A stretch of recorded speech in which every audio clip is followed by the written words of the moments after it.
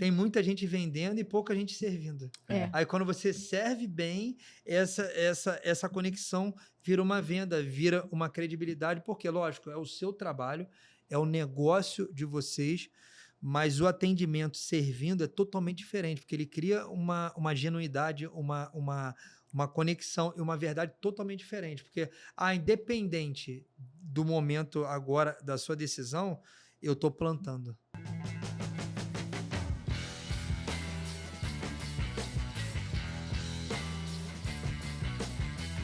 Olá, seja bem-vindo a mais um Café The Brokers. Se você ainda não é inscrito no canal, aproveita e já se inscreve, já dá seu like, que o episódio de hoje está muito, muito interessante.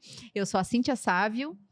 E eu sou o Denis Pinheiro e o nosso entrevistado aqui de hoje é alguém que transforma sucata em dinheiro.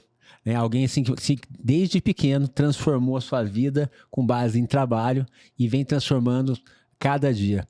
Átila, seja bem-vindo aqui ao Café The Brokers e seja bem-vindo à sua casa. A gente, afinal de contas, a gente está no Infinitus. O Átila, além de empresário, ele é um empresário multisserial, ele atua em várias frentes e é um verdadeiro gênio aqui, está transformando o mercado de sucata. Novidades virão aí. Esse homem aqui vai ser o próximo bilionário aqui da Forbes. Se tudo der certo, os negócios dele der certo, atrai. Jesus, mande aí, abençoe esse homem. Seja bem-vindo, Átila. Muito obrigado pelo elogio, obrigado pelo convite. Eu sou admirador do trabalho de vocês. A gente vem conhecendo, a gente sabe que a árvore, quando é boa, ela é reconhecida pelos frutos. E eu vejo que vocês são um casal que tem frutos, que empreendem junto, tem uma família, dividem sonhos. Então, existe sinergia, né? Entre a família de vocês, a minha, o nosso negócio. E muito obrigado. E vamos para a guerra. É isso aí. Átila, eu queria que você contasse um pouco, assim, como que um carioca, né, sai aí para empreender mundo afora, contar um pouquinho, assim, desde aquele menininho ali que sonhava e veio aqui para São Paulo. Como é que foi essa trajetória, esse primeiro passo, vamos dizer assim? Vamos lá, o primeiro passo do empreendedorismo ou eu saindo do Rio vindo para São Paulo? Conta um pouco da sua jornada aí né? Vou contar, vamos lá. Eu sou filho do José Carlos Lira, meu pai faleceu tem um ano e 2 meses, da Magda, e meu pai, filho de um imigrante português. E eles vieram de Portugal, veio o meu bisavô, depois o meu avô, veio para Portugal sem nada, de Portugal para Niterói, no Rio de Janeiro, sem nada, e não tinham oportunidade de trabalho, essas coisas todas, começaram a catar ferro velho. Começaram a catar as coisas na rua, nos estaleiros, na época o estaleiro muito forte, fazia navio, essas coisas todas. Então, veio do meu bisavô, do meu avô, passou para o meu pai. E eu peguei uma fase da minha família que meu pai teve várias quebras. E eu comecei a empreender por uma necessidade. Com 8 anos de idade, eu fui jogado no empreendedorismo. Mas eu com 8 anos, eu recebi uma frase do meu pai. Ele falou: Átila, a gente pode estar passando um momento difícil, seu pai quebrou de novo, acho que é a 3ª ou 4ª quebra. Meu pai nunca teve uma educação financeira, nem uma educação com ele mesmo. Então, ele sempre foi um pouco, como é que se diz? Indisciplinado em relação à vida pessoal dele. Vícios, mulheres e etc. Mas muito trabalhador, muito zelava pelo nome dele. Então, e ele falou uma coisa para mim: Átila, você com 8 anos de idade, eu estou fazendo você passar por isso aqui.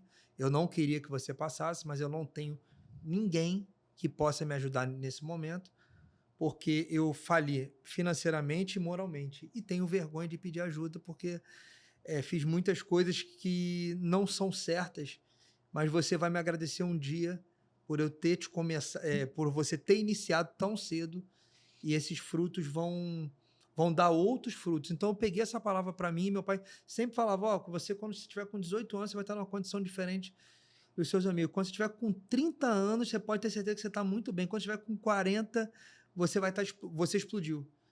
E eu posso te falar que tudo que ele profetizou na minha vida aconteceu. Tanto coisas ruins, por isso que a gente tem que ter muito cuidado com o que a gente fala, com as palavras que são liberadas para os nossos filhos, para os nossos colaboradores, para os nossos parentes, amigos, e até quando no momento de raiva a gente falar alguma coisa. Meu pai, ele era do 0 ao 100 muito, muito fácil, muito rápido, e ele com 8 anos ele falou isso. E eu peguei isso para mim, a gente trabalhava sujo, meu pai estava quebrado, catava as coisas na rua, ia na empresa, pegava as coisas na casa dos outros. Então, era 1990, mais ou menos, e eu saí de uma condição muito boa, morava em Niterói, na praia, de frente para a praia, essas coisas todas. De 0 até 7 anos eu tive uma vida de príncipe, de rei. E com 8 anos, de 7 anos e pouco para 8, eu saí de Niterói, fui para São Gonçalo e vivi um momento muito complicado, né? Muito complicado, a falência do homem, quando o homem perde aquilo tudo, além de perder o dinheiro, ele negociou princípios na época, então ele pagou o preço da escolha dele. Eu estava ali, era filho dele, eu sou o filho mais novo, tem a minha irmã mais velha, só que minha irmã, por ser mulher, um ambiente de sucata, de ferro velho, essas coisas todas, não era saudável ter uma mulher ali. E a gente foi indo, fomos trabalhando, muito esforço, catas aqui, ano após ano. Eu trabalhei de 8 a 18 anos, ou de 8 a 20 anos, só para comer, só para ajudar meu pai, só para ajudar. Mas dali a gente começou a estudar no mercado, a andar, então a gente começou a trabalhar com leilão, essas coisas todas. Então, a reciclagem me deu tudo que eu tenho. Então, desde cedo, desde sempre. Então, a gente costuma falar do lixo ao luxo, mas o luxo não é um luxo ostentador, é um luxo de uma sobrevivência onde a gente está no topo de um ecossistema, onde a gente sustenta várias famílias, onde a gente não esquece de nada que a gente passou, os perrengues, onde que a gente tem uma liderança humanizada com o time. Hoje eu toco um grupo de empresas onde a gente lidera pelo exemplo, lidera sendo humano com o próximo, lidera pensando na dificuldade do colaborador. Negócio bom é bom para 2, é bom para 3, não é bom só para 1. Então, eu peguei todas as coisas que não eram legais que meu pai fazia, deixei de lado, e todas as coisas que eram boas eu peguei à frente, multipliquei talentos, multipliquei as alianças. Uma frase que me marcou: sua palavra tem que valer mais do que dinheiro. Deu a palavra, acabou, já era. Ele falou mesmo: Átila, eu podia estar muito bem, mas por eu ter palavra, eu estou nessa situação, porque todos os compromissos que eu tinha, eu tive que honrar. E eu tive que honrar, eu tive que ficar nessa situação. Mas é melhor eu ficar nessa situação e com palavra e com dignidade. Eu não entendia isso. Eu não entendia. A gente criança, né? Mas por que meu pai é honesto, tem palavra, tem caráter e está passando por isso? E ele me falou: Átila, tem muitos acordos que eu fiz, o país passou por um momento, eu também errei, tomei decisões ruins, mas eu vou te falar uma frase que você vai levar pro resto da vida. Se você cumprir isso aqui, você vai se dar bem. Então, a sua palavra tem que valer mais do que dinheiro. O homem, ele não é o dinheiro, o homem, ele é a palavra. A sua palavra vai te abrir portas, seu sobrenome vai te ajudar. Ele me deixou um sobrenome muito bom, onde por ele ter feito essa escolha de ter palavra, o meu sobrenome ainda me deixa portas pelo meu avô, pelo meu pai. Então, onde que eu passo, o pessoal, lembra, fulano de tal, fez muito negócio do seu avô, muito... Pessoas hoje que estão dominando o mercado, que são referências. Então, isso também ajudou e credibilizou. E eu fiz a minha história também. E começa em São Gonçalo, catando, de 8 a 18 anos. Depois a gente abre um primeiro depósito. Meu pai ficou esse tempo todo sem depósito, uma confusão na informalidade. Eu formalizo o negócio, tiro um CNPJ, abro, começo num espaço que eu sempre visito ele, que fica do lado da casa da minha mãe, um corredor de 80 centímetros por 7 metros. E era a extensão da casa da minha mãe. Então, a gente comprava um material, a gente botava ali. Eu sempre que... Aí, há 3 semanas atrás, ou um mês, eu levei meus filhos lá. Falei: aqui que foi onde o papai começou. Hoje, da onde vocês estão vendo, essas coisas todas, tudo que vocês vivem hoje teve um início aqui. Teve um dos inícios aqui. Então, a gente tem que valorizar. E eu sempre falo para eles: não é o que a gente tem, é o que a gente é. Se amanhã... Hoje nós estamos numa situação, estamos numa posição. Mas se amanhã a gente perder essa posição por efeitos colaterais, por governo, por moeda, por decisões erradas, pelo mercado, ou por Deus também estar ensinando alguma coisa a gente nunca pode valorizar o carro, a casa. A gente tem que valorizar a nossa essência, a nossa simplicidade. E o quê? E o próximo, você tem que dar ao próximo aquilo que você é.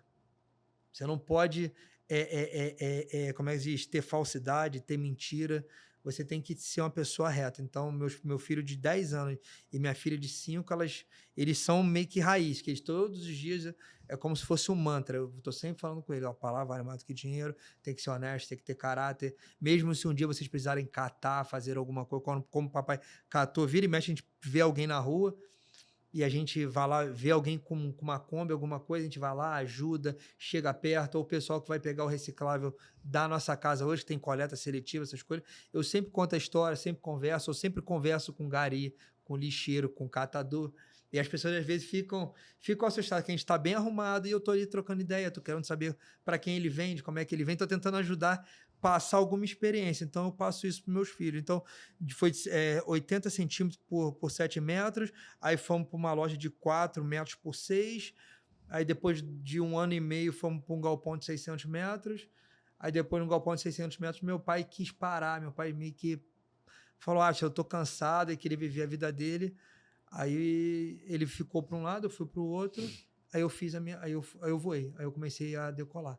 Aí saí de São Gonçalo, vou para Niterói, de Niterói fico 5 anos em Niterói, depois eu tive uma visão, eu tive alguma coisa no meu ouvido que falou, você vai fechar isso aqui para você trabalhar para alguém. Eu falei, mas eu pensei que fosse coisa da minha cabeça, já estava empreendendo, já tinha caminhões, já tinha passado por uma empresa que tinha 30 funcionários, que era nossa, e eu vou sozinho, eu abri o meu negócio. Minha irmã trabalhava comigo, era meu braço direito lá, e meu pai encerrou a atividade. E aí eu escutava uma voz, fiquei 1 ano escutando essa voz, fecha isso aqui, fecha isso aqui. E o meu negócio estava indo bem, fecha isso aqui, eu não sabia. Aí um belo dia aconteceu um acidente que me expulsou de lá. Cortaram a rua, cortaram 30% do galpão, eu tinha que fazer uma obra, cortaram a rua do galpão e aconteceu um acidente de caminhão, meu caminhão bateu em vários carros e aquilo eu fiquei muito traumatizado, graças a Deus que não teve vítima, e ali eu falei, Deus realmente, eu não escutei a voz de Deus e Deus está me expulsando daqui. Eu não quebrei, vendi tudo que tinha lá e fui trabalhar Na época esse cara era o maior do Rio de Janeiro, o 5º maior do Brasil, era meu cliente. E o que aconteceu? Fui trabalhar para ele. Fiquei 1 ano e meio trabalhando de graça. Saía de São Gonçalo para Queimados. Irmão, São Gonçalo é ruim. Queimado, então, desculpa, mas é loucura. É mais ou menos uns 70, 80 quilômetros. Demorava 2 horas para ir, 2 horas para voltar. Pegava a ponte Rio-Niterói. Aí fiquei trabalhando nessa empresa. Ele era de reciclagem, já era gigante, tinha um faturamento enorme, multimilionário. A empresa tinha uns 300 funcionários. E eu comecei ali, eu fiquei 7, 8 anos ali. Eu desenvolvi o mercado de exportação, nunca tinha exportado, não falava inglês, não falava nada, mas eu não, tem que fazer algo grande, Eu comecei ali, trabalhei para ele 1 ano e meio de graça, que ele não sabia quanto que ele ia me pagar, e ele todo dia me perguntava, quanto você quer ganhar? Eu falei, se eu falar um salário para esse cara, eu vou ficar escravo dele. Aí eu não falava e ele não falava, eu fiquei 1 ano e meio gastando meu dinheiro. Caramba! Trabalhando, mas eu tinha, aí o que eu falo, é fé, porque eu sabia que ali ia acontecer algo muito grande, mas o meu pensamento não sabia materializar aquilo. Eu não sabia, porque eu falei, essa empresa é gigante, tem dezenas de caminhões, quase centenas, é um espaço muito grande, 20 mil metros, é muito estoque, lá tinha na época 3 milhões de quilos, 5 milhões de quilos, era uma quantidade absurda, ele trabalhava com não ferroso, era meu amigo, gostava de mim. E aí eu fiquei lá 7 anos, aí 1 ano e meio de graça, ele não falava, não tinha comissão, fazendo negócio, aí um belo dia eu cheguei para ele, não dá mais, eu já gastei toda a minha economia, minha reserva, eu vou ter que parar aqui, não, mas não sei o quê, não me pagou um salário ainda, até brinco com ele, aí ele começou a me dar comissão pelas coisas que eu vendia, aí fiz uma viagem para os Estados Unidos, no meu bolso, fui para a Califórnia, conheci uma trade company, não fechei negócio, fui lá, gastei dinheiro. Aí depois eu conheci um grupo holandês, que na época era um dos maiores do mundo de trade. Aí comecei a fazer, comecei a ganhar centavos, mandando um container para fora. Aí chegamos a eu fazer o meu primeiro milhão trabalhando lá. Fiz o meu primeiro milhão trabalhando para os outros dentro de um ferro velho gigante, dentro do depósito de reciclagem. Isso depois de 1 ano e meio trabalhando sem ganhar um centavo, se deslocando, indo e voltando. A sua mulher não pegou você pelo pescoço? Ou o rapaz não Então, quis dar um gardenal pra você? Me explica um pouco isso aí. Então, nessa época eu não estava casado, nessa época eu tinha uma namorada, mas eu foquei no trabalho, eu botei o hiperfoco no trabalho, e só que aí ficou cansativo, porque tinha dia que demorava 2 horas para chegar e 6 horas para voltar, que eu pegava a Dutra, Avenida Brasil, linha vermelha e ponte. Nossa. Aí, meu irmão, teve uma sexta-feira que eu fiquei revoltado.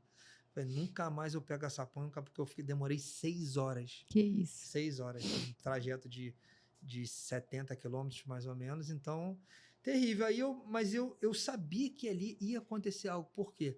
Porque o pessoal fala que você tem um CNPJ, você empreender, é você ter um CNPJ. Não. Você não precisa ter um CNPJ para você empreender. Eu fui empreender na empresa dos outros, era muito mais fácil. Eu tinha um departamento de compras, eu tinha um departamento operacional, eu tinha um departamento financeiro, eu tinha um departamento administrativo, contábil, eu tinha tudo. Você estava intraempreendendo e você estava aprendendo, né? Você estava assim, construindo assim, um conhecimento que não tinha em nenhum lugar se ia ter aquilo e Não. você tinha possibilidades ali. É assim, ó, uma coisa assim diferenciada. Por quê? Porque você pega toda uma estrutura. Lógico, tem a cultura, tem as regras, mas porém eu só estava preocupado em fazer negócio. Eu só estava preocupado em arrumar negócio, arrumar solução, arrumar cliente, arrumar venda, que a dificuldade lá era comprar o que tivesse, sei lá, 10, 20, 30 milhões por dia, eu comprava. Mas o problema era vender e receber, que ainda é um gargalo da indústria nacional, essas coisas todas. E eu comecei a estudar, comecei a viajar, vinha para São Paulo, ficava no Rio, vinha para São Paulo direto. Às vezes eu fazia 6 clientes num dia, fazia um bate-volta, saía de Queimados, São Paulo ou São Gonçalo, e atendia os clientes e voltava. Hoje eu não consigo. Antigamente eu demorava 4 horas, 4 horas e meia. Hoje é 6 horas na viagem Rio-São Paulo. E eu comecei ali, encarei aquilo como uma baita de uma oportunidade. Eu chegava às 6 horas da manhã, a empresa abria às 7, eu chegava 1 hora antes, saía de São Gonçalo 4 horas da manhã e saía de lá 10 horas da noite. Chegava em casa meia-noite. Então, eu passava mais tempo no trajeto, só que o quê? Eu tinha acesso à internet, eu tinha acesso ao computador livre, eu tinha acesso a telefone, ar-condicionado, então coisas que na época na minha casa eu não tinha, ia demorar, essas coisas todas. E fomos lá, eu fiquei lá, abri o departamento comercial, melhorei o departamento comercial, ganhamos leilões, entramos em empresa, começamos a atender a Ambev, alguns contratos grandes que a gente entrou, Petrobras, então aí começamos a vender, fazer muita exportação, eu aprendendo, vendo, aí tendo os problemas todos, e um belo dia eu cresci muito na empresa, sou amigo dos donos até hoje, comprei uma das empresas dele, a empresa hoje que a gente tem, eu comprei do meu ex-patrão.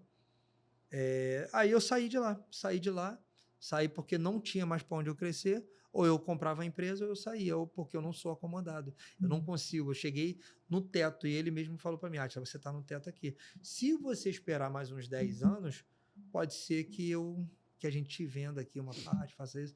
Eu falei, bom, eu não vou conseguir esperar 10 anos, eu tô num aprendizado muito grande, e saí de lá com as portas abertas, somos amigos, somos confidentes, são pessoas hoje, um tem 68, eu tenho muito mais contato com um do que com o outro, e o outro tem 62. Aí eu saí de lá, fui empreender, abri um negócio, quebrei, fiquei 3 anos, peguei todo o meu dinheiro que eu ganhei, 3 anos, abri um negócio gigante, abri um negócio de 40 mil metros quadrados, meu primeiro negócio fora, a gente já comprei um terreno em Macaé. Aí eu fui com 2 sócios e foi bom porque o que eu aprendi lá, eu estou vivendo hoje. Então, tudo que eu passei de dor, tudo que eu passei de sofrimento, aí saí de lá, abri a empresa, fiquei o quê? Fiquei 4 anos, pegou um negócio do zero, um terreno do zero, os caras tinham uma área de 7 mil metros quadrados, e quando eu cheguei lá, eles tinham dificuldade para comprar o terreno, estava 3 anos negociando, em 30 minutos eu comprei um terreno de 40 mil metros quadrados sem R$1 no bolso. Falei, tem um cheque, tem o meu nome, você pode pesquisar meu nome na praça. Falei, trabalhei nessa empresa aqui, X anos aqui, esses caras aqui são muito ricos, eu acho que eles são um termômetro. Aí um belo dia alguém começou a pesquisar meu nome, aí ligaram lá pro meu ex-patrão, e o meu ex-patrão sempre tá, se ele não pagar, eu te pago. Brincando, entendeu? Acho que o cara levou a sério e me deu crédito. Aí eu comprei o terreno lá, acho que em 100 vezes no cheque. Ficamos lá, pegamos o terreno do zero, fizemos um mega galpão, um mega projeto. Aí deu 4 anos, eu acho. Não tivemos briga, não tivemos nada, mas eu aprendi que Deus sempre trabalha comigo com uma zona de expulsão. Mas dessa vez eu perdi muito dinheiro, perdi tudo que eu tinha, desci para o Rio, aí recomecei. Vou para um galpão de 800 metros, vou numa igreja, fiquei 4 meses, 800 metros, 3 funcionários.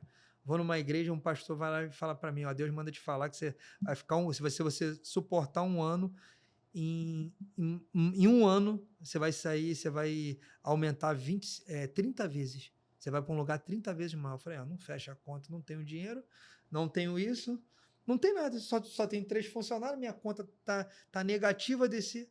Bateu exatamente certinho. Esse pastor profetizou para mim.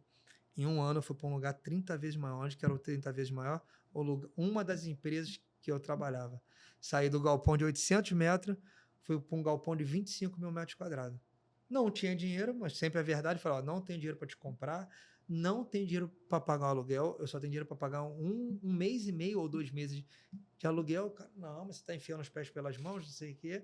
Aí eu fui, comprei a empresa dele, veio a pandemia, na pandemia parou tudo, eu estava lá nos Estados Unidos, estava lá com minha esposa grávida, fomos fazer um enxoval lá, no primeiro filho não deu para fazer nada, era tudo roupa dos outros, eu estava meio que engateando ainda.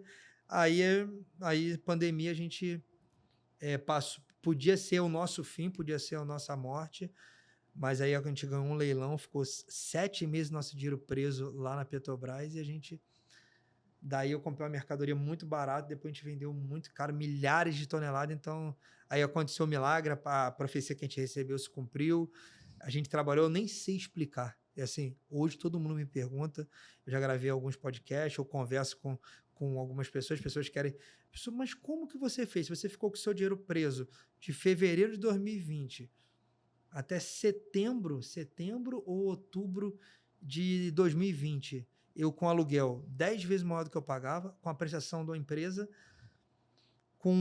acho que estava com 50 funcionários, saí de 30 lugares gigantes, e eu peguei todo o meu dinheiro de banco, fui lá e paguei o boleto do leilão. Paguei o boleto, deu lockdown, a Petrobras fechou tudo, ganhou o leilão. Então eu não tinha dinheiro para pagar nada. Eu nem sei hoje como que eu explico. Então eu explico o seguinte, que tem que ter fé, tem que ter ação e tem que ter caráter. Aí acho que eu tenho certeza que Deus vai lá e com esse movimento todo a gente faz. E hoje nessa mesma empresa, nesse mesmo lugar, a gente hoje é um dos líderes no nosso setor, a gente hoje exporta para muitos países, temos muitos clientes, estamos desenvolvendo tecnologia, equipamento, estamos para fazer, assim, estamos tentando acabar uma tecnologia que é aquilo que eu falei, isso aí é uma tecnologia que vai criar um ecossistema de velocidade, de eficiência, e a gente hoje está nessa jornada aí. Então, estamos lá no mesmo lugar desde 2020, aí temos empresa no Espírito Santo, temos no interior do Rio, onde que a gente processa material de engenharia, a gente trabalha com reciclagem da indústria do óleo e gás e do petróleo. Legal, essa história é fantástica, né? Fantástico, nossa, super inspirador, né? Para quem tá ouvindo em casa, para quem às vezes quer um resultado de um dia para noite, né, Átila? Tem muita gente, né, que quer pular etapa, tem muita gente que fica desanimado, tenta um pouquinho e não dá certo e já desiste, né? Então, a sua história é muito inspiradora. A pessoa às vezes está trabalhando e não tem a capacidade de perceber que ela está tendo a oportunidade de se desenvolver, né? Então, assim, poxa, o Átila passou mais de ano trabalhando para se desenvolver com foco que ele não sabia nem aonde ainda o que ele ia fazer, como chegar, mas ele estava sentindo que ele estava aprendendo, que estava desenvolvendo e que ele ia transformar alguma coisa. Então, assim, marquei muito forte aqui caráter, né? A questão do nome, sim, a questão aqui de ação e fé, né? Sim. A questão, assim, de tudo da base, que o caráter vem lá dos avós, né? Do pai, né? Manter o nome, né? E como que isso é importante para ter toda essa transformação, né? São alicerces, que eu acho que são os princípios que a gente carrega, né? Que fazem toda a diferença. Nessa trajetória, uma coisa super interessante aqui, assim, é que incrível, você teve... É incrível a sua história. Que você teve que acessar, né, coisas que você falou que, cara, não sabia falar inglês, fui para os Estados Unidos, aí você teve uma experiência ali nos Estados Unidos. Como é que foi essa sua experiência nos Estados Unidos? Como que isso mudou, de certa forma, o seu modelo mental, o que você teve que pensar, porque tem Boa. coisas diferentes para pensar, né? E como você falou, né? Você aprendeu a fazer negócios de formas diferentes, né? Isso, Sim. né? Então, ninguém na minha família tinha viajado de avião. Ninguém na minha família tinha saído do país. Ninguém na minha família fala inglês até hoje. E eu também não falo. Eu entendo, lógico, essas viagens todinhas, eu já fui mais de 100 vezes para fora do país, então isso a gente cria um entendimento. Mas eu ter ido para os Estados Unidos, eu liguei para um grande amigo meu que eu fiz dentro dessa empresa, ele ficava em São Paulo, aqui no interior de São Paulo, e o filho dele falava inglês muito bem. Uhum. E eu estou falando aí, a gente está falando de 14 anos, 15 anos atrás, mais ou menos. 15 anos atrás, eu tinha 20 e poucos anos, 27 anos. E já entreguei a idade. E o que acontece? Eu com 27 anos, eu falei, meu Deus, eu tenho que ir para os Estados Unidos. Eu falando, eu falei... E o cara não me convidou. Eu falei, eu vou aí. Por quê? Porque eu aprendi que você tem que ir nos locais. Quando você vai, você sente como é que é a companhia, como que são os funcionários. Porque uma coisa é eu falar que eu sou bom. Outra coisa é eu falar que eu sou honesto. Outra coisa é eu falar que eu sou pontual. Outra coisa é você ir no chão de fábrica e você sentir o clima do chão de fábrica. Porque um funcionário insatisfeito, ele te chama no canto e fala, não faz negócio com ele não, que ele é desonesto. Os outros, então você sente. Então, eu sempre gostei disso, eu sempre gostei de pôr o pé. E todo mundo ficou, o dono da empresa falou, eu não pago sua passagem, é muito caro, essa viagem é loucura. O cara não te chamou, não. Eu falei, eu vou lá, porque eu entrando lá, eu vou acessar alguma coisa e fui. Lá para Califórnia, foi para Los Angeles, e Los Angeles mesmo. Aí eu liguei para esse meu amigo, falei, pô, seu filho fala inglês, não sei o que. Aí eu convenci ele, ele falou, aí eu falei, pô, mas eu não tenho dinheiro para pagar a passagem dele, mal tem para pagar a minha. Mas eu vou te garantir uma coisa, que eu vou te dar muito lucro ao longo dos anos e vou ser fiel a você. Eu vou ser fiel a você, eu não sei o que vai acontecer, mas você pode ter certeza. E esse cara foi lá e apostou em mim, botou o filho dele para ir, o filho dele mais novo, outra geração, outra realidade. Aí pegou, o garotão foi lá comigo, pegamos o voo, eu morava no Rio, pegamos o voo aqui em São Paulo, em Guarulhos, partiu. Partiu chegando lá, Estados Unidos, essas coisas. O garoto já tinha ido umas 5 vezes, pai abastardo, e legal, chegamos lá, pisamos lá, aí ficamos 2 dias, no terceiro dia visitei a empresa. Cheguei lá, a nossa estrutura era maior aqui no Brasil, por quê? Porque esse pessoal tem um nível, uma empresa antiga, com um nível de excelência absurdo. Os caras trabalham num depósito de reciclagem, que o pessoal acha que às vezes que é sucata, é sujo, não, é tudo limpinho, tudo organizado, os equipamentos, tudo como se fosse um supermercado. Chegando lá, eu não fiquei muito espantado, porque eu pensei que eu ia ver milhares de toneladas, mas eu acabei vendo um estoque normal. Mas quando você começa a conversar, aí o cara fala que ele pega o material dali, manda para a China, manda para a Índia e manda para os países. Aí ele mostrou os equipamentos que ele tinha e começou a cabeça a explodir. E mudança de mindset, né? Você falou assim, você foi com mindset pensando em volume, em negócio, não. E aí, negócio é mais do que volume, é como é que eu vou distribuir, como é que eu vou produzir. Não precisa nem de um estoque tão enorme para fazer esses negócios dessa magnitude. Nos Estados Unidos é uma coisa que você não consegue, é aquilo que você não falou. Não tem estoque, é just in time, é velocidade. Exatamente, a velocidade. Eu falei, mas não pode. Aí ele começou a falar os números, eu falei, não pode.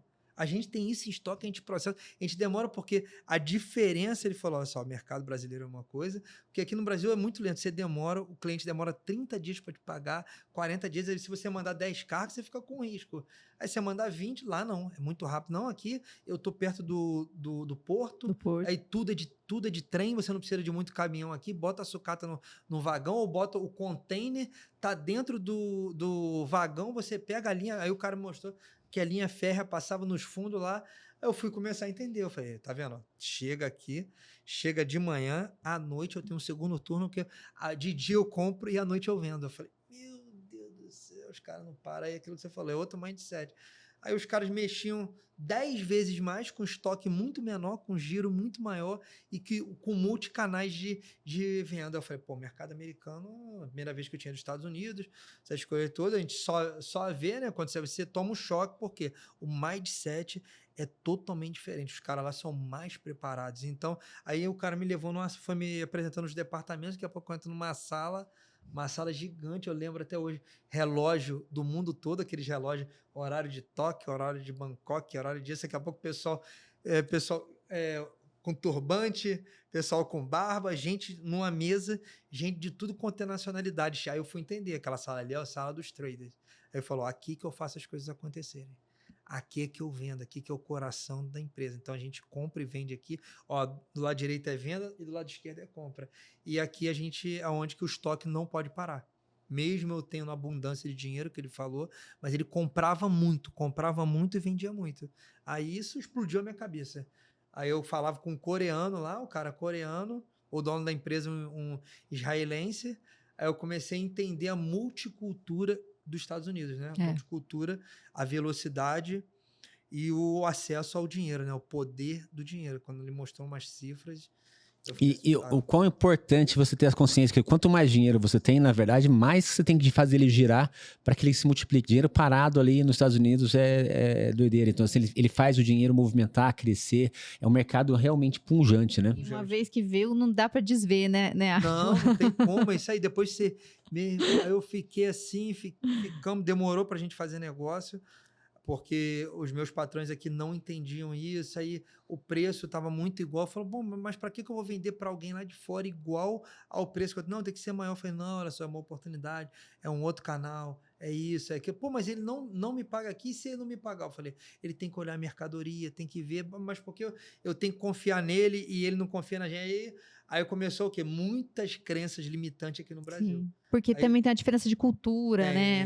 Uhum. E o mercado de sucata, o mercado de reciclagem é um mercado que não é educado, né? Que não é, as pessoas têm a cultura do se dar bem, já é a cultura do brasileiro, a cultura do carioca, a cultura da Baixada Fluminense, aí a cultura do sucateiro é complicado. Então ele sempre acha que ele vai ter algum problema. E isso é vice-versa. Mas aí a gente conseguiu, depois de um tempo, a gente conseguiu vencer essa barreira. Mas o mais importante foi o quê? Foi esse giro rápido, essa velocidade e a excelência que ele tinha de ter uma equipe multilíngua, multirracial, multitudo, que trazia uma velocidade enorme. E isso é um aspecto muito interessante da cultura americana, né? É um choque de realidade violento. Pensando também assim, você hoje como família, né? Você na época falou assim, cara, não tinha filho, fazer minhas correrias, tudo mais, era mais fácil. E hoje em dia você tem família, você tem ali seus pequenos para você mostrar, eu comecei aqui, para onde que eu fui, com o papai, você tá andando com o papai pro mundo afora aqui, mas o papai saiu daqui, ó. Né? Meu pai, seus avós, seu bisavô, é daqui que a gente vem e daqui que a gente transforma, né? Isso é bacana você trazer isso. E o que tipo assim, quando você olha e fala assim, poxa, qual o mundo que eu quero entregar para os meus filhos, assim, né? O que eu quero propiciar para os meus filhos que tem nos Estados Unidos e que você não vê aqui, por exemplo. O que você, por exemplo, que você gostaria que tivesse aqui, que você vê lá de uma forma que tem fartura, tem abundância, pensando assim na mentalidade dos seus filhos, em propiciar algo diferente para eles. Porque é importante a gente saber de onde que a gente vem, saber que a gente tem um caminho que a gente trilhou, mas qual que é o caminho que eles vão trilhar? A gente pode ir ainda além, né? Então, vamos lá, questão de empreender. Você já tem uma mentalidade empreendedora, que não significa que eles vão ser donos de alguma coisa ou que eles vão ser dono dos nossos negócios, porque é o meu sonho, não é o sonho deles. Sim. Então, isso a gente já deixa claro, que para eles serem felizes, eles têm que escolher o caminho deles. Mas que se eles empreenderem ou em algo deles, ou em algo de alguém, eles vão ser bem-sucedidos. Uhum. E ser bem-sucedido não é só financeiramente. É o quê? É uma visão de proatividade. É o que eu sempre falo. E eu vejo o mercado americano, um mercado altamente empreendedor, altamente capacitado, onde as pessoas, a média, a régua é muito alta, né? Então, estudar, se preparar, fazer bons cursos, falar o idioma, buscar mais dois idiomas, que hoje você não pode ficar nem só no inglês, tem um mandarim ou um alemão, alguma coisa desse tipo, e lógico, com a base no inglês. A questão de segurança, né? A segurança aqui no Brasil ainda é um problema, é uma coisa que a gente luta aí, a gente que vindo de um município que tem uma média hoje terrível de segurança, a gente empreende no pior IDH do Rio de Janeiro e no quarto pior do Brasil. Então a gente sabe o que é realmente o quesito de segurança. Eu sempre falo, o que eu estou fazendo hoje, será que meu filho trabalharia aqui? Esse que é o meu foco. Então, pensando nisso, a gente pensa também como ser humano, que eu falo com ele, humanizar as coisas, mas humanizar não significa negligenciar, porque o brasileiro negligencia a competência. Né? Não é isso? Eu vejo que o americano ele é mais competente, ele é mais profissional, né? Ele é mais profissional. Como você falou, ele é empreendedor em todos os níveis, né? Eu sempre comento a questão assim, para mim não tem como, assim, você que é turista, né, que nos Estados Unidos, você vê um garçom nos Estados Unidos, você vai ver um garçom querendo te atender, querendo fazer as coisas acontecerem, ele vai atender 6 meses diferentes. No Brasil, muitas vezes, às vezes, você vai levantar a mão, a pessoa parece que você fica igual palhaço, assim, levantando a mão e você não é atendido. E tem 3 lá conversando e não olha pra você. Não olha, não tá focado no seu trabalho. Tem, às vezes, um único cara atendendo 15 mesas sozinho. Exatamente, um único cara. É cultura. Porque ele tem uma educação diferente, ele é empreendedor, ele ganha de acordo com o nível do serviço dele prestado, com o volume de serviço prestado. Ele tem o salário dele, mas ele tira muito mais com a tip, com a gorjeta. Ele ganha mais dinheiro com a gorjeta, porque ele faz um bom serviço e atende muita gente, do que simplesmente com o salário. E aí o brasileiro, ele não tem esse mindset, ele não consegue, assim, trabalhar para ter esse resultado maior, sabe? Então, o americano, desde o nível do garçom, ele consegue já ter uma visão empreendedora de negócio, de resultado. Então, eu bato muito nisso com eles, a gente dentro de casa, por quê? Porque empreender tem a ver com servir. E servir é o quê? Cultura de reino. Jesus falava, o maior é aquele que serve. Sim. Maior é aquele que serve.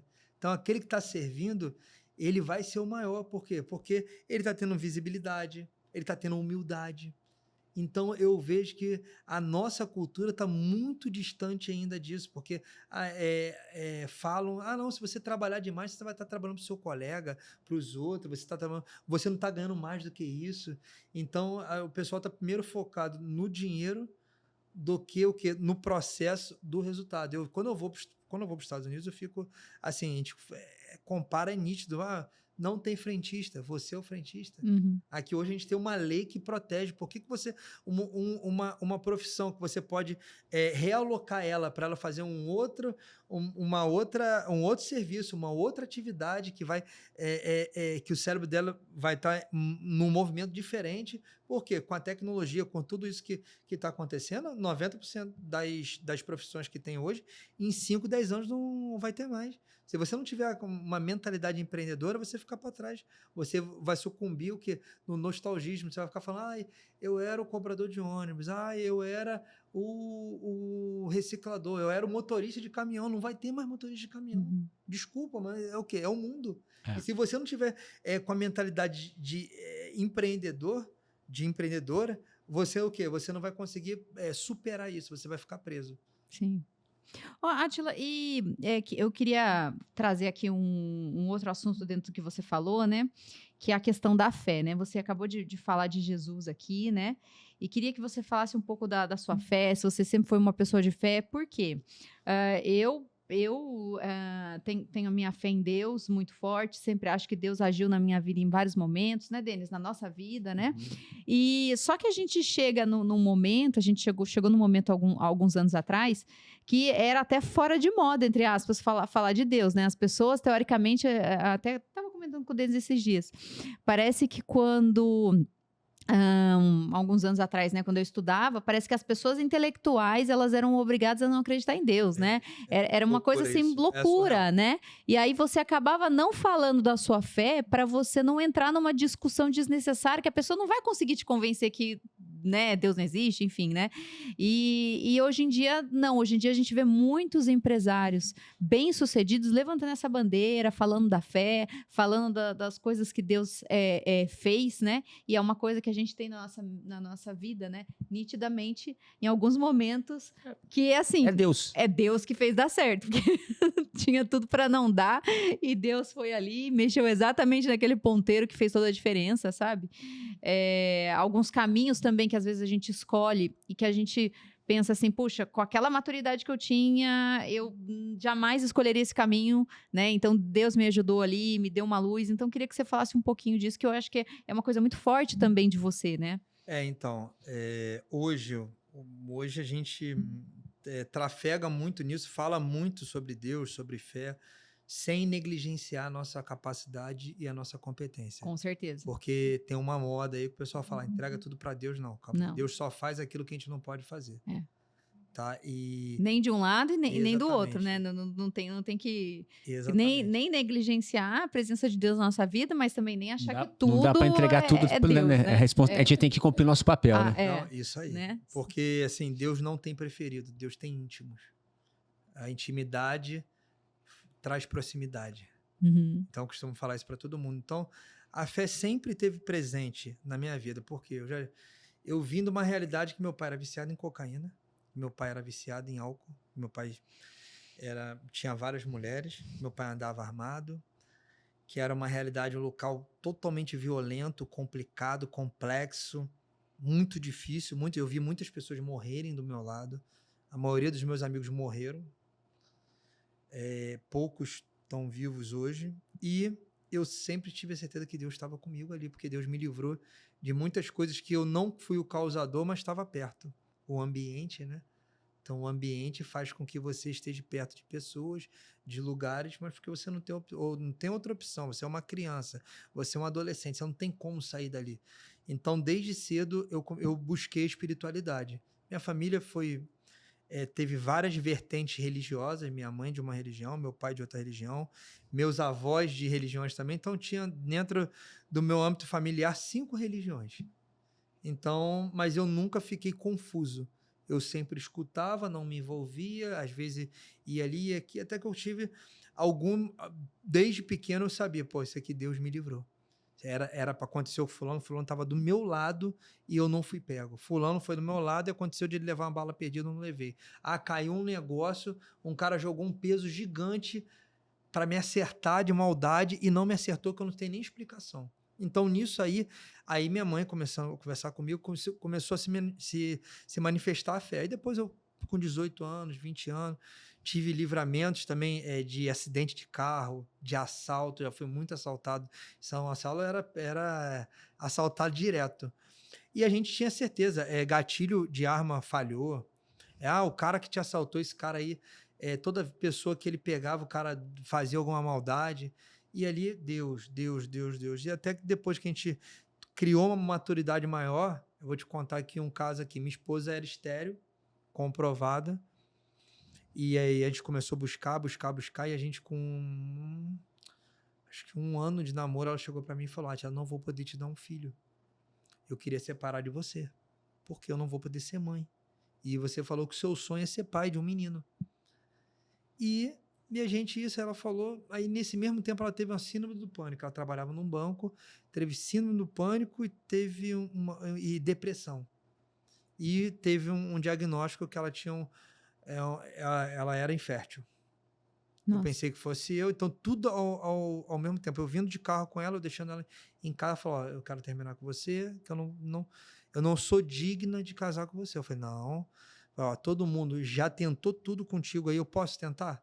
Porque a família dela era de outra religião, essas coisas todas. Eu falei, eu posso tentar te levar no local? Ela pode. Aí eu falei, posso falar com sua mãe, com seu pai, para eles permitirem? Pode. Falei com eles, e já tinham ido tudo quanto é religião, mais de 10 religiões, tudo. Já tinham tentado fazer tudo pela filha, em relação à síndrome do pânico e à depressão, não à infertilidade, porque realmente não tinham. A gente não tinha uma condição muito boa, os pais delas também não, pessoas humildes. E beleza, aí fui lá, fomos à igreja, depois eu liguei para 2 amigos meus, um pastor e um profeta. Falei, tô passando por isso, eu queria encontrar com vocês, tem como vocês fazerem uma oração na casa da minha sogra? Tem. Eu sempre fui um cara que eu servi muito, então eu sirvo muitas pessoas desde novo, então se eu ligar para alguém, dificilmente alguém fala não. E eles foram lá, isso há 14 anos atrás. Eles foram lá na sala da minha sogra, começa a fazer um movimento, faz uma oração. Francine ficou curada de síndrome do pânico e ficou curada de depressão. Através de uma intercessão, através de uma oração, ficou lá 4 horas orando na sala dela, ninguém entendendo nada, os parentes dela ninguém entendia, nem ela entendia. E Deus ali fez um milagre. Deus mostrou ali que fez um milagre. Então, daquele dia em diante, ela parou de tomar remédio. Foi curada. Pô, mas falta aí todo mundo, e aí? E o neném, vai vir, não vai vir? Calma, que Deus vai fazer. Começamos a frequentar uma igreja, isso lá em São Gonçalo. Aí a gente começou, nessa igreja, a gente ia no culto segunda-feira, a gente começou a receber um monte de palavra, ó, eu vejo você grávida.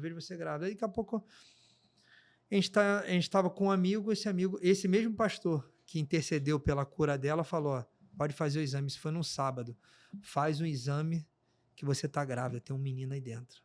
Desse jeito. Como é que pode? Não pode. Pô, não pode. Falei, Francine, ó, Deus usou ele. Não, mas a Francine, no sábado, fez exame no domingo, falou no sábado à noite, fez exame no domingo, fez exame segunda, fez exame terça. Tá grávida. Os 3 exames positivos. Então, a espiritualidade sempre... Então, isso aí foi algo muito marcante. E daí em diante, eu sou conhecido pelos meus amigos, conhecido por muita gente, por ter muita fé. E Deus operou em muitas coisas financeiras, muitas coisas profissionais, muitas situações pessoais. Então, essas duas aí, eu acredito que são uns milagres que é sobrenatural. E a gente começou o quê? Buscar, se entregar, fazer campanha, ter muita fé, exercitar a fé, ler a Bíblia. A gente é da religião cristã, então é protestante, o pessoal fala que é crente, mas eu não carrego bandeira de igreja, eu carrego Deus. Então eu sei que Deus está presente, eu sei que Deus escuta, e eu sei também que quando está dando tudo errado é porque Deus está no negócio. As pessoas acham o contrário. Mas quando está dando tudo errado, Deus quer te reposicionar geograficamente, Deus quer te reposicionar dentro do seu trabalho, dentro de amigos, dentro de oportunidades. Então as pessoas confundem. Ah, tá dando tudo errado, Deus não está comigo, Deus está com você em cada momento, até nos piores momentos. Por quê? Porque todo milagre que aconteceu na Bíblia teve pessoas e teve situações difíceis, teve situações impossíveis. Então é no impossível que Deus age. Então, a parte da fé, a parte da espiritualidade, hoje eu acompanho alguns líderes religiosos gigantes, são os maiores do Brasil. Deus deu oportunidade para a gente estar perto dessas pessoas, através de tudo que Deus fez na minha vida. E a minha vida virou um testemunho. Eu tenho muitos e muitos testemunhos com amigos, eu tenho testemunho de dívida minha. Pô, mas como assim dívida? Cara, aconteceu algumas coisas que se eu falo, não tem como explicar. Então, assim, tem que explicar só o testemunho dá 2 podcasts. Isso aí. Aí você o quê? É você se render e você falar, Deus está presente. Deus está presente. Ô, Átila, assim, eu acredito muito nisso. E, assim, tem momentos que a gente pode até pensar, poxa, isso aqui foi esforço, foi independente do que tem, né? Em todo momento que a sua trajetória é uma trajetória de muita fé mesmo, seja assim, fé em Deus, fé no trabalho, fé ali na sua transformação, né? Em servir, né? Eu acho que isso é bacana. E uma coisa também que a gente tenta fazer, quando a gente tenta trabalhar, o que a gente tenta fazer? A gente não está trabalhando para fazer uma venda, a gente está trabalhando para apoiar o investimento da outra pessoa. Porque aí... Porque isso transforma a vida. Porque aí é diferente, porque não é uma venda, a gente não está fazendo venda, porque quando a gente foi buscar fazer o nosso investimento nos Estados Unidos, né, a gente encontrou algumas pessoas que estavam querendo vender. A gente até estava querendo comprar, mas não era simplesmente uma compra, a gente queria fazer um investimento, a gente queria entender um pouco melhor. Então, é isso que a gente tenta levar para a pessoa. É mais do que simplesmente um serviço de corretor, porque o serviço de corretor realmente, poxa, tem cliente que vai fazer a compra, né? Ele fala assim, me traz a pick letter, me faz... O cara não sei nem o que é pick letter, né? E a gente tenta ajudar o cara em todo o processo, desde abrir uma conta, enviar dinheiro, ajudar com o contador. A gente tenta dar o apoio completo, porque a gente não está simplesmente vendendo um imóvel. Nosso trabalho não é vender um imóvel, é ajudar o brasileiro a fazer um bom investimento. E para isso, você tem que... esse investimento vai trazer tanto benefício que vai transformar a vida dele, vai transformar a mentalidade dele, a cultura da família, o histórico. E para isso... patrimônio, né? Então, o que a gente faz? A gente serve. A gente tem que ir além, a gente tem que... Não pode ser simplesmente fazer o serviço básico. O meu trabalho é esse, né? Isso aqui é com tal pessoa, né? Isso aqui é com contador, fala contador, isso aqui é com broker financeiro, esse aqui é como segurador.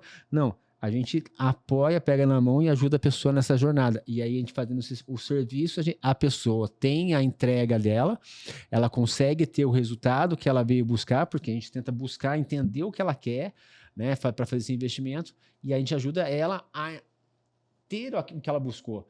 E aí a gente faz o quê? Serviu. Aí como serviu, aí por consequência o negócio está feito, está feita a venda, a gente é Vira remunerado. uma conexão Gera genuína. uma conexão genuína porque as pessoas viram amigos, as pessoas voltam para comprar outras, indicam para fazer outros investimentos.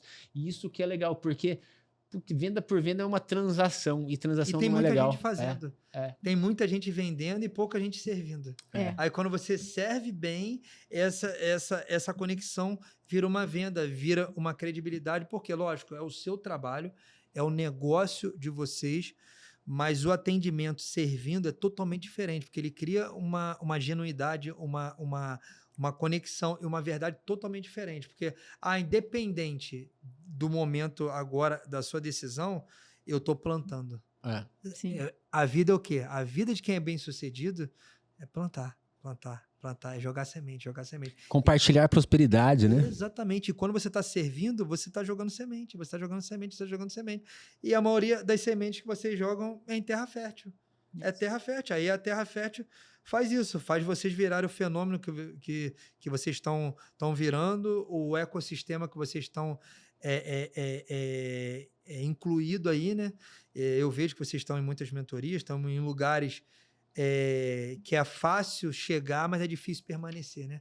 Porque é muito fácil você ter um dinheiro, também que não é tão fácil, que você paga lá o acesso, mas permanecer e ter a credibilidade das pessoas é o quê? É um bom atendimento, é um bom serviço, porque a verdade traz o quê? Durabilidade. É a verdade da pessoa, né? Você, assim, aquilo vai trazendo conexões verdadeiras, né? Exatamente.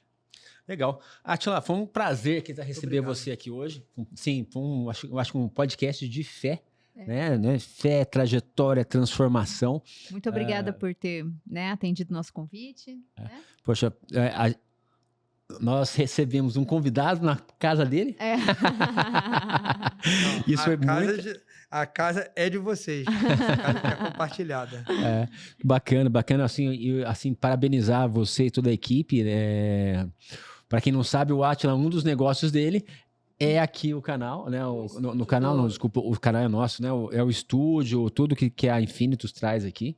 E como o Atila, ele é multiempresário, eu acho que seria muito interessante ele compartilhar essa história dele com vocês, que vai muito além de tudo que a gente conversou aqui. Quem quiser seguir o Atila, ele vai encontrar o Atila onde? @AtilaLiraBR. E também pode seguir o Infinitus. @aInfinitus. Legal. Então, muito obrigado. Obrigado mesmo por hoje. De certa forma, eu tenho certeza que a palavra que você trouxe aqui, Deus te usa como instrumento e traz também para cada um de vocês, vai tocar o coração de vocês. Se quiser deixar um recado final aí para quem está assistindo, né? Eu queria te agradecer vocês pelo convite, agradecer que vocês estão aqui com a gente aqui, que vocês chegaram aqui, vocês iluminaram o local, é um casal de fé, é um casal de verdade, e que Deus Deus trabalha não unindo pessoas, unindo propósitos. Então, a gente tem que ficar ligado nos sinais, porque Deus está sempre falando, Deus está sempre criando, montando oportunidade, montando situações para nos dar oportunidade. Então, isso tudo aqui é uma oportunidade, não é só um podcast, é falar sobre vidas, falar para vocês que estão passando um momento aí de vocês precisam se superar, precisam avançar. Então, a história de cada um é um testemunho. Então, não é para você desistir, não é para você ficar com medo do governo ou de qualquer situação ruim. Por quê? Porque o Deus que habita aqui é o Deus do sobrenatural, é o Deus do impossível e é o Deus que nunca perdeu uma batalha. Então, não desistam. Muito obrigado. Obrigado, Obrigada, Atila. Atila. Obrigado.